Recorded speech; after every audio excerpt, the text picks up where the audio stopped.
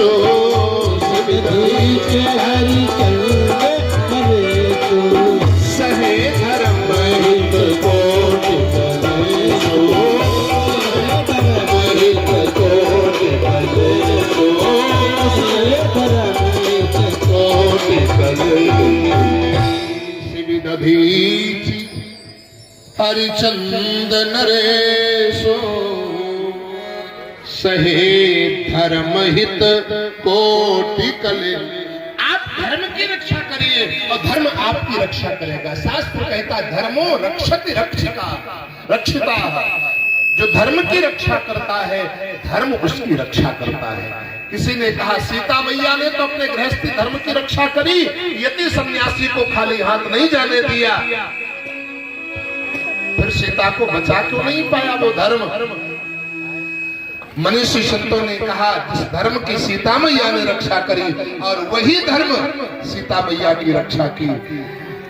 दुष्ट रावण की नगरी में मैया सीता लगभग 1 साल कुछ दिनों तक रही और रहने के बाद में भी रावण की हिम्मत नहीं पड़ी कि सीता के हाथ लगा देता। ये किसने रक्षा की? ये धर्म ने ही तो रक्षा करी है। धर्मो रक्षक रक्षेगा। आप धर्म की रक्षा करेंगे धर्म आपकी रक्षा करेगा। संतों ने जैसे देखा हमारी सेवा के लिए मानो स्तनों से खून की धार बही। अरे माँ के स्तनों से तो दूध की धार बहती है, प्यार की धार बहती है और स्नेह की धार बहती है, खून की धार। संतों के भी आंखों में आंसू आ गए और वहीं पर संतों ने आशीर्वाद दिया, माँ तूने हम लोगों के लिए अपने स्तनों से खून की धार बहाई है और हमारी क्षुधा मिटाई है।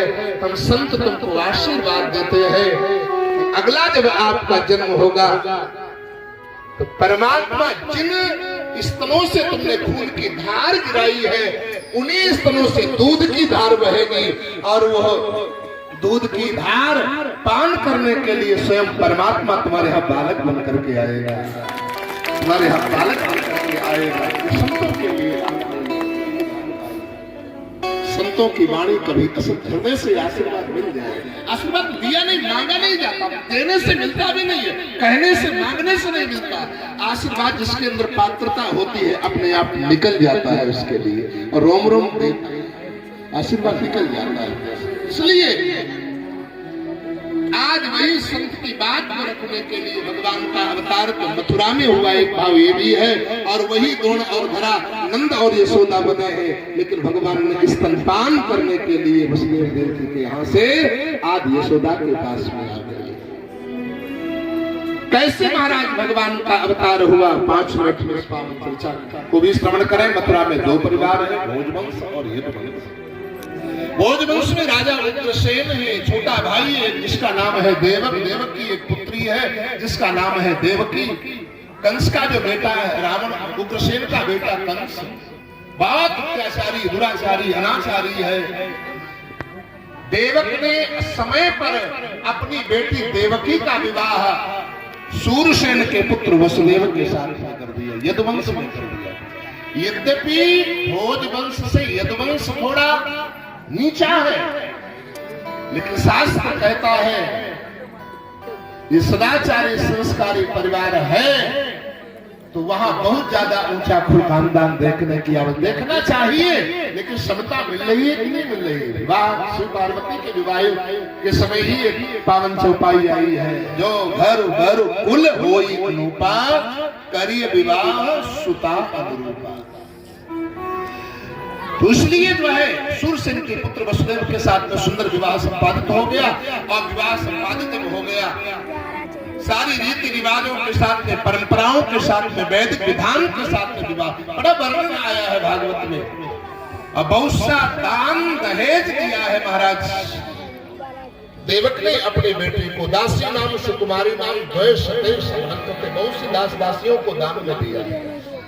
अनुकूल जो दासियां उसको दान दिया। आज कहीं कर्कशा जो सास होती है ना, वो आज भी कभी की बहू को ठेना देती, अरे इतनी बड़ी रानी थी तो मायके से दासी क्यों नहीं लेकर के आई, काम तो करना ही पड़ेगा यार। कई माताएं तो बहू जब आती है तो कहती महाराज जी ये हमारी बहू रानी है। हमने कहा बहू ही केवल रखो, बहू रानी मत बनाओ।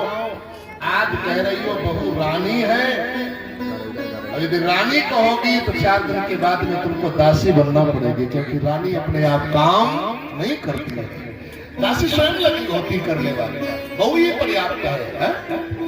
इसलिए और सास तो सास नाम ही सास है, इसका नाम ही सास है।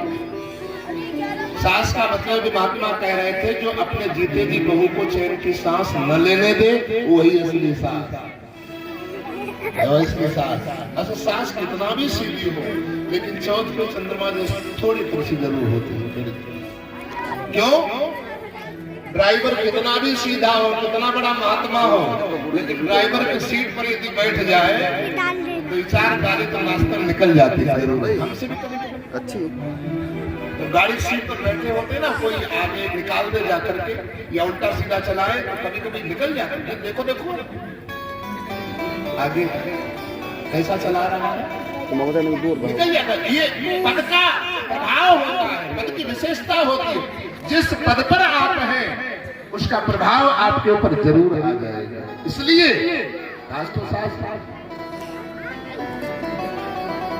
सुंदर जो है विवाह किया रीति रिवाजों के साथ, जो 9 दास दासियों को दान में दिया है, और बहन बहनोई के जोड़े को भेजने के लिए स्वयं कंस जा रहा है, और कंस को जाते हुए देखा सुंदर रथ में घोड़े मचे हुए हैं, मानो देवताओं से बैठे हुए, स्वर्ग में बैठे हुए देवताओं से सुख देखा नहीं गया। आकाशवाणी कर दी क्या, अरे अस्यास्त्वाम अष्टमो गर्भो अबुद। ए अबुद अज्ञानी कंस, जिस बहन बहनोई को भेजने के लिए जा रहा है उसी का 8वां लाल तुम्हारा काल बनेगा, ये तुमको मार डालेगा। उसी को जैसे ही आकाशवाणी हुई कंस के कानों में बड़ी आवाज, कंस ने घोड़ों की लगाम को खींचा, रोका, रथ के नीचे आया और बहन की चोटी को पकड़ करके खींच करके उसको नीचे गिरा दिया, मारना चाहा। भैया भैया ये क्या कर रहे हो? अरे प्रेम से, न तो इसने मुझे देखा, मैंने इसे नहीं देखा, हाथों की हल्दी नहीं छूटी, मेहंदी नहीं छूटी, दहली ससुराल की दहली का दर्शन नहीं हुआ, और तू इसको बीच में ही काल बंद करके मारना चाहता है क्या? क्यों ऐसा व्यवहार? क्यों भोजवंश को कलंकित कर रहे हो? अरे असली वीर, असली क्षत्रिय जो होते हैं, असली वीर होते हैं, अपनी बहन और बेटी, अपनी माँ को कभी मारते नहीं है। अपनी बहन और अपनी बेटी माँ के ऊपर कभी हाथ उठाना नहीं चाहिए। ध्यान दे, कितना भी बलवान बन जाओ, कितना भी वीर, कितना भी मुसीबत उठा लो, लेकिन अपना यदि कल्याण चाहते हो, माँ के ऊपर कभी हाथ उठाना नहीं चाहिए, बहन के ऊपर कभी हाथ नहीं उठाना, और बेटी के ऊपर भी कभी मारना नहीं चाहिए। समझाने के लिए, संस्कार देने के लिए प्रताड़ित थोड़ा करना पड़ेगा, लेकिन बड़ी बेटी को मारना नहीं चाहिए। सबसे बड़ा नाना प्रकार से समझाया। अरे जीजा जी आपने आकाशवाणी नहीं सुनी, इसका 8वां लाल मेरा काल बनेगा। वसुदेव ने कहा आकाशवाणी तो 8वें से हुई है ना, ये तो अभी पहला भी नहीं हुआ, तो बीच में काल बन करके आ गया। भैया एक काम कर, इसको छोड़ दे, मैं वचन देता हूँ, वायदा करता हूँ, लालों से आकाशवाणी होती है ना, हुई है, तो मैं वचन देता हूँ इसके लाल जो होंगे उन लालों को लाला करके मैं तुमको देता जाऊंगा, और जब गुरु जी मैं इसको छोड़ दे तू जाने न दिया तो। वसुदेव जी ने कहा असली वीर, असली क्षत्रियों के संकल्प को आप जानते नहीं हो। हमारे यहाँ की परंपरा रही है क्या, रघुकुल रीति सदा चली आई, रघुकुल रीति सदा चली आई, रघुकुल रीति सदा चली आई, रघुकुल रीति सदा चली आई, प्राण जाए बर बचन जाई, प्राण जाए बर बचन जाई, प्राण जाए प्राण बने ही चले जाए, लेकिन बने जाए उन्हें दिया जाता है। हमारे यहाँ की परंपरा रही है। आप छोड़िए, कंस निवेदन को स्वीकार किया, देवकी वसुदेव दोनों आए। एक शंका का कीड़ा दिमाग में बन गया, दोनों लोग रहने लगे। समय आने पर एक बेटा पैदा हुआ जिसका नाम पड़ा कीर्तिमंत। अब कौन ऐसी माँ है जो पहले को खंडित करने के लिए गए? गुरुजी चिल्लाने लगी। आज जबरदस्ती वसुदेव देवकी के हाथों से छीना है और छीन करके जो है ले जाकर के कंस को देने के लिए तैयार हो गया।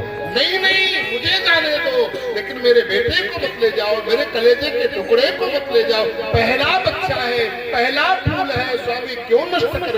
कंस वसुदेव भी रो रहे हैं, देवकी भी रो रही है। वसुदेव समझाते हैं, देवी चिंता मत करो, मैंने वचन दिया है, और यदि कंस को कहीं पता चल गया तो मुझे और तुझे दोनों को मरवा देगा। इसलिए कंस का हमारा तुम्हारा तो जीवन सुरक्षित रहेगा। नहीं नहीं स्वामी, जबरदस्ती उसके हाथों से छीन लेते हैं और कंस को ले जाकर के देते हैं। कंस ने जैसे ही पहले बालक को पाया, कंस बड़ा प्रसन्न हुआ। वाह जीजाजी वचन के बड़े पक्के निकले, जैसा कहा वैसा ही किया। लेकिन प्रतियाग मारो, इसको वापस ले जाओ, मुझे कोई भय नहीं है, क्योंकि आकाशवाणी तो 8वें से हुई है, ये तो पहला ही है। नारद बाबा ने जाने कहां से आ गया, एक अष्टदल उठाया कमल, और कमल उठा करके नारद बाबा ने कंस को समझाया। नारद ने सोचा कंस बड़ा धर्मात्मा बनता चला जा रहा है, और जब धर्मात्मा ही सब हो जाएंगे तो भगवान के अवतार की आवश्यकता ही क्या होगी। इसलिए इसका जल्दी अंत होना है। नारद जी ने अष्टदल कमल उठाया, पहला दूसरा तीसरा चौथा पांचवा छठा 8वां सुनाया, और कहा एक छोड़ करके जरा गिनो। जो पहला था वही 8वां पढ़ रहा था। मतलब बोले मतलब यही है, 8वां पहला 8वां और 8वां ही पहला हो सकता है, नारायण की माया है। कंस ने कहा बाबा तो क्या मैं इसको मार दूं? नारद जी ने कहा अब जैसी आपकी मर्जी आवे, मैंने बता दिया। श्री कृष्ण गोविंद हरे मुरारी, नाथ मैं तो जा रहा। कंस ने उस बालक को मार दिया, दूसरा पैदा हुआ उसको मार दिया, तीसरा पैदा। भागवती में आया हतेषु कटेषु बालेषु देवक्या औग्रसेनिना, 6 बच्चों को मार दिया। 7वें घर में बलराम जी महाराज का आगमन हुआ। कंस ने देवकी वसुदेव को बंदी बना करके मथुरा के जेल में कैद करवा दिया, दिलवा दिया, और डबल पहरेदार चौकीदार लगवा दिए। अब हमारे काल का अवतार होने वाला है। भगवान ने जाना कि अब हमारे अवतार का समय होने वाला है, और ये बलराम दादा भी मैया देवकी के गर्भ से जन्म लेंगे, और मैं भी अवतार लूंगा।